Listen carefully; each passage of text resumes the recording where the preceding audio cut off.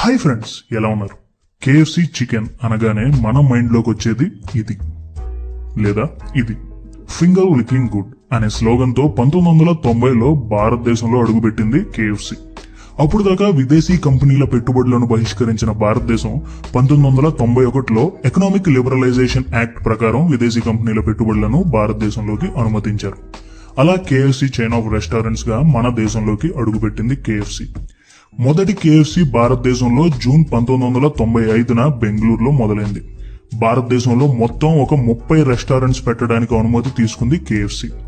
బెంగళూరులో తన ఆపరేషన్స్ మొదలుపెట్టిన వెంటనే కేఎఫ్సిని భారతదేశం నుంచి తీసేయాలని కొన్ని మూవ్మెంట్స్ పలకరించాయి. కేఎఫ్సి వల్ల వెస్ట్రన్ కల్చర్ మన ప్రజలకి అలవాటవుతుందని, కేఎఫ్సి చికెన్ లో మోనోసోడియం గ్లూటమేట్ అనే కెమికల్ కొంచెం ఎక్కువగా వాడుతున్నారని, ఇలాగా యాంటీ కేఎఫ్సి మూవ్మెంట్స్ మొదలయ్యాయి. కొంతమంది బెంగళూరులోని కేఎఫ్సి మీద దాడులు కూడా చేశారు. అయినా సరే కేఎఫ్సి యాజమాన్యం ఒక పోలీస్ వ్యాన్ ని రెస్టారెంట్ కి ఎదురుకుండా పెట్టుకుని మరీ రెస్టారెంట్ ని రన్ చేశారు.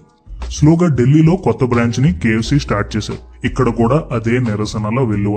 ఇలా భారతదేశంలో ఉన్న ఈ 2 బ్రాంచ్లు లాభాలు లేకపోగా నష్టాలు రావడంతో కేఎఫ్సి భారతదేశంలో ఉన్న 2 రెస్టారెంట్స్ ని మూసేసి బయటకు వెళ్లిపోయింది. ఇలా కేఎఫ్సికి భారతదేశంలో ఆదిలోనే నష్టాలు కష్టాలు 2 వచ్చాయి. దీనితో భారతదేశం నుంచి బయటకు వెళ్లిపోయింది. మరి మళ్ళీ కేఎఫ్సి వెనక్కి ఎలా వచ్చింది?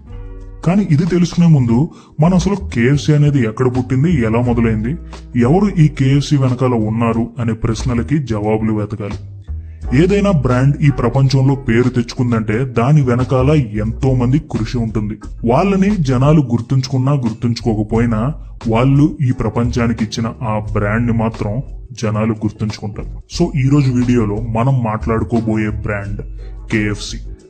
తండ్రి ఒక రైతు, శాండర్స్ తల్లి హౌస్ వైఫ్. ఒక రోజు శాండర్స్ తండ్రి బాగా జ్వరంగా ఉందని ఇంటికి వచ్చి పడుకున్నాడు. ఆ జ్వరం ముదిరి తెల్లవారుజాముకే చనిపోయారు. దీనితో శాండర్స్ తల్లి మీద ఇంటిని చూసుకునే బాధ్యత పడింది. శాండర్స్ ఇంటికి పెద్ద కొడుకు అవడంతో వాళ్ళ తల్లిని ఉద్యోగానికి పంపి తన తమ్ముళ్లను తానే చూసుకునేవాడు. ఇలా ఇంటి బాధ్యత చూసుకునే క్రమంలో శాండర్స్ కి తన తల్లి నేర్పిన వంట బాగా అలవాటైంది. 7 ఏళ్లకే వంటలోని అన్ని మెలుగులు నేర్చేసుకున్నాడు. కానీ కొన్నేళ్లకి శాండర్స్ తల్లి 2వ పెళ్లి చేసుకోవడం వల్ల ఇంట్లో ఎక్కువగా గొడవలు మొదలయ్యాయి. శాండర్స్ కి ఆ విషయం అసలు నచ్చలేదు. దీనితో తన చదువు మీద కూడా పూర్తిగా శ్రద్ధ పోగొట్టుకున్నాడు. అలా 7వ తరగతిలోనే డ్రాప్ అవుట్ అయిపోయాడు. చదువుకి శాండర్స్ ఫుల్ స్టాప్ పెట్టేశాడు. తనకి 13 ఏళ్లు రాగానే తన తల్లి అనుమతితో తన అంకుల్ దగ్గర ఉండడానికి శాండర్స్ ఇండియానా స్టేట్ కి వెళ్లిపోయాడు. శాండర్స్ 13 ఏళ్ల నుంచే రకరకాల ఉద్యోగాలు చేయడం మొదలుపెట్టాడు. కొన్ని సక్సెస్ అయ్యేవి, కొన్ని ఫెయిల్ అయ్యేవి. కానీ ఎందులోనూ శాండర్స్ కి ఇంట్రెస్ట్ ఉండేది కాదు. ముందు అమెరికన్ ఆర్మీలో 1 సంవత్సరం చేశాడు. తర్వాత రైల్వేస్ వర్క్ షాప్ లో పనిచేశాడు. తర్వాత ఫైర్ మ్యాన్ గా పనిచేశాడు. ఈ గ్యాప్ లో పెళ్లి చేసుకున్నాడు. ఫైర్ మ్యాన్ గా ఉద్యోగం పోగొట్టుకున్నాక లా చదివి లాయర్ అయ్యాడు. తర్వాత కోర్ట్ రూమ్ లో తన సొంత క్లయింట్ తోనే గొడవ పెట్టుకుని అతన్ని కొట్టి లాయర్ గా కూడా పనికిరాడు అని ఆ ఉద్యోగాన్ని కూడా వదిలేశాడు. ఆ తర్వాత లైఫ్ ఇన్సూరెన్స్ ఏజెంట్ గా ప్రుడెన్షియల్ లైఫ్ ఇన్సూరెన్స్ కంపెనీలో జాయిన్ అయ్యాడు. అక్కడ కూడా తన పైనున్న అధికారుల మాటని లెక్క చెయ్యట్లేదని ఆ ఉద్యోగంలో నుంచి శాండర్స్ ని తీసేశారు. ఆ తర్వాత ఉద్యోగాలు తన వల్ల కాదని చెప్పి ఓహియో నది దగ్గర తన సొంతంగా ఒక ఫెర్రీ బోట్ కంపెనీని స్టార్ట్ చేశాడు. ఈసారి కొంచెం క్లిక్ అయ్యాడు. లాభాలు బానే వచ్చాయి. వచ్చిన డబ్బు తన డబ్బు అన్ని కలిపి $22,000 తీసుకుని ఎసెటిలిన్ ల్యాంప్స్ తయారు చేసే కర్మాగారాన్ని మొదలుపెట్టాడు. అదే సమయానికి ఎలక్ట్రిక్ ల్యాంప్స్ ఊపందుకోవడంతో తన ప్లాన్ అటర్ ఫెయిల్యూర్ అయింది. ఉన్నది మొత్తం పోగొట్టుకున్నాడు. దీనితో మళ్లీ కెంటకీలోని మిషెలిన్ టైర్ కంపెనీలో సేల్స్ మ్యాన్ గా ఉద్యోగంలో జాయిన్ అయ్యాడు.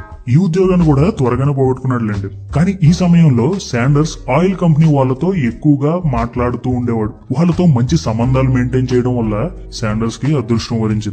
1930లో ప్రపంచం ఎకనామిక్ డిప్రెషన్ లో ఉంది. చాలా కంపెనీస్ అన్ని ఎకనామిక్ గా లాస్ అయిపోయాయి. ఆయిల్ కంపెనీస్ అయితే ఇంకా ఎక్కువ లాస్ లో ఉన్నాయి. అమెరికాలోని షెల్ కంపెనీకి తన సొంత పెట్రోల్ స్టేషన్స్ రన్ చేయడం కూడా ఆ సమయంలో చాలా కష్టం అయిపోయింది.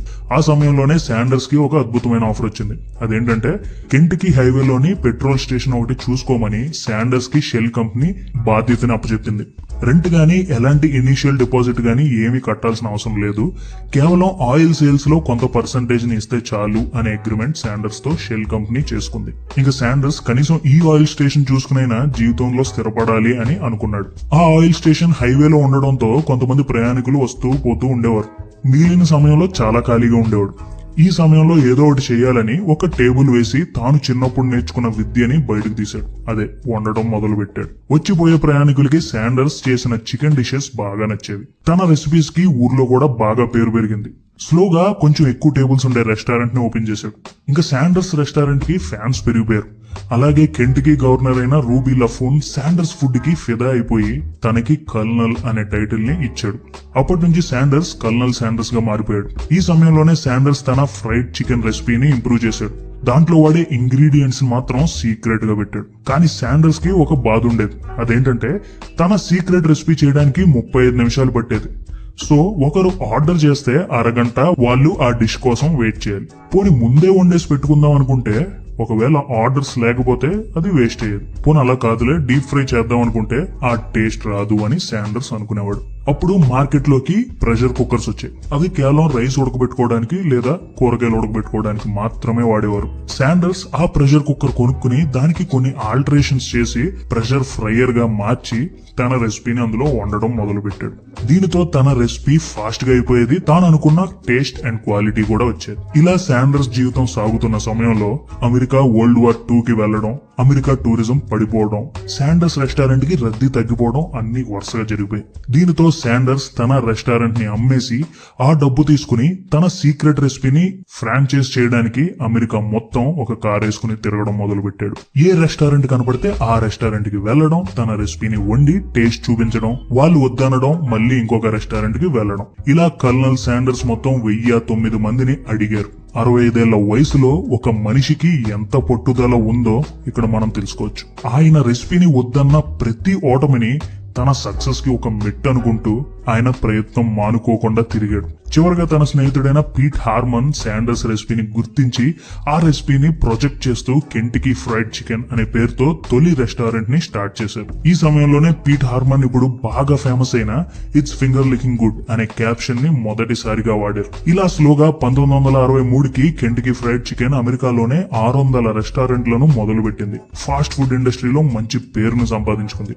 దీనితో ఎంతో మంది ఇన్వెస్టర్లు కేఎఫ్సీని కొనడానికి ట్రై చేశారు. అందులో ఇద్దరు, John Y Brown junior and Jack C Massey. వీళ్ళకి శాండర్స్ $2 మిలియన్ కి కేఎఫ్సీని తన సీక్రెట్ రెసిపీని ఇచ్చేశారు.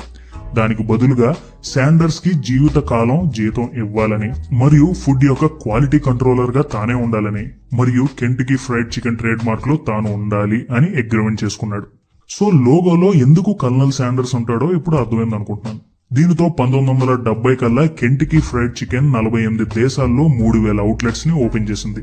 స్లోగా పెట్టుబడులు పెరగడంతో కేఎఫ్సీ డెవలప్మెంట్ ఊపందుకుంది. శాండర్స్ లాగానే ఈ కెంట్కీ ఫ్రైడ్ చికెన్ కూడా ఒక చోట స్థిరంగా నిలబడలేదు. 1971లో కెంట్కీ ఫ్రైడ్ చికెన్ బిజినెస్ చేతులు మారింది.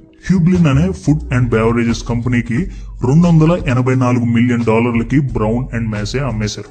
హ్యూబ్లిన్ కెంట్కీ ఫ్రైడ్ చికెన్ ని ఇంకా ఎక్కువగా డెవలప్ చేసి 3000 ఉన్న అవుట్లెట్స్ ని 6000 అవుట్లెట్స్ గా మార్చారు. ఆ సమయంలోనే $2 బిలియన్ కి కెంట్కీ ఫ్రైడ్ చికెన్ సేల్స్ పెరిగింది. కెంట్కీ ఫ్రైడ్ చికెన్ ని మెయింటైన్ చేస్తున్న హ్యూబ్లిన్ అనే కంపెనీని ఆర్జే రెనాల్డ్స్ అనే పెద్ద పొగాకు కంపెనీ కొనేసింది. మళ్ళీ 1986కి కెంట్కీ ఫ్రైడ్ చికెన్ ని పెప్సికో రెనాల్డ్స్ నుంచి $850 మిలియన్ కి కొనుక్కుంది. అప్పటికి పెప్సికోలో పిజ్జా హట్, టాకో బెల్ లాంటి పెద్ద fast food chain of restaurants ఉన్నాయి. ఈ జాబితాలోకి కెంట్కీ ఫ్రైడ్ చికెన్ చేరింది. 1991లో కెంట్కీ ఫ్రైడ్ చికెన్ అనే పేరుని అఫీషియల్ గా కేఎఫ్సీ గా మార్చారు. పెప్సికో ఈ సమయంలోనే ఇప్పుడు ప్రస్తుతం కేఎఫ్సీలో ఎంతో ఫేమస్ అయిన hot wings, popcorn chicken, Zinger burger లాంటి డిషెస్ ని మెనూకి యాడ్ చేశారు. 1994కి కేఎఫ్సీ బలం ప్రపంచ వ్యాప్తంగా పెరిగిపోయింది. 1994లో కేవలం అమెరికాలోనే 5147 అవుట్లెట్స్ ఉన్నాయి కేఎఫ్సీకి. అలాగే ప్రపంచ వ్యాప్తంగా 9407 అవుట్లెట్స్ ఉన్నాయి. ఆ సమయంలోనే కేఎఫ్సీలో పనిచేసే స్టాఫ్ ప్రపంచ వ్యాప్తంగా 1,00,000కి చేరింది. ఈ డెవలప్మెంట్ ఇలా ఉండగా 1997లో పెప్సికో తన రెస్టారెంట్ డివిజన్ కి ట్రికోన్ గ్లోబల్ రెస్టారెంట్స్ అనే కొత్త పేరుతో ఒక సబ్సిడరీ కంపెనీగా స్టార్ట్ చేసింది. ఈ కంపెనీ క్రమంగా ఎం బ్రాండ్స్ గా పేరు పొందింది. ప్రస్తుతం ఎం బ్రాండ్స్ పెప్సికోతో షేర్ మార్కెట్ లో పోటీ పడుతుంది. అంత బాగా ఈ ఎం బ్రాండ్స్ అనే కంపెనీ డెవలప్ అయింది. ఈ కంపెనీ ఇంత బాగా డెవలప్ అవడానికి ముఖ్య కారణం కేఎఫ్సీ. 2017కి కేఎఫ్సీకి ప్రపంచ వ్యాప్తంగా 21,487 అవుట్లెట్స్ ఉన్నాయి. అలాగే 2016కి గాను $25 బిలియన్ యాన్యువల్ రెవెన్యూగా కేఎఫ్సీ జనరేట్ చేస్తుంది. సో కేఎఫ్సీ అనేది ప్రపంచ వ్యాప్తంగా ఒక పెద్ద బ్రాండ్. ప్రస్తుతం దాని brand value McDonald, Starbucks, subway తర్వాత స్థానంలో ఉంది. ప్రపంచ వ్యాప్తంగా ఎంతో సక్సెస్ అయిన కేఎఫ్సి మన దేశంలో మరెందుకు ఇన్ని కష్టాలు పడింది? మనం ఎక్కడ మొదలు పెట్టామో అక్కడికి వచ్చేద్దాం. ఎన్నో గొడవలు, ఎన్నో యాంటీ కేఎఫ్సి మూవ్మెంట్లు. దీనివల్ల కేఎఫ్సి భారతదేశం నుంచి బయటకు వెళ్ళిపోయింది. మళ్ళీ 1999లో ఎక్కడైతే తన ఆపరేషన్స్ ఇండియాలో ఆపేసిందో అక్కడే మళ్ళీ తన తొలి రెస్టారెంట్ ని మొదలుపెట్టింది, బెంగళూరు. ఇక్కడే కేఎఫ్సి తన సేవలను మళ్లీ మొదలుపెట్టింది.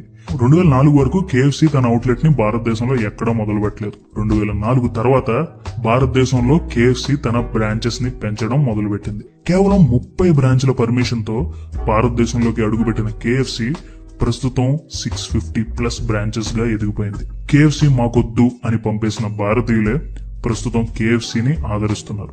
ఇదంతా ఈజీగా అవ్వలేదు. దీనికోసం కేఎఫ్సి కూడా ఇండియన్ టేస్ట్ కి తగ్గట్టుగా రెసిపీలో చిన్న చిన్న చేంజెస్ కూడా చేసింది. ప్రస్తుత కాలంలో ఒకరి నమ్మకం గెలవడమే చాలా కష్టం, కానీ ఒక దేశ నమ్మకాన్ని గెలవడం నిజంగా గొప్పతనం. ఇంతలా కేఎఫ్సి వెనకాల మొదలు నుంచి ఉన్న కల్నల్ శాండర్స్ 1980లోనే చనిపోయారు. ముందుగా మనం చెప్పుకున్నట్టు a man may die but his brand will live forever. Thank you for watching this video. జై హింద్.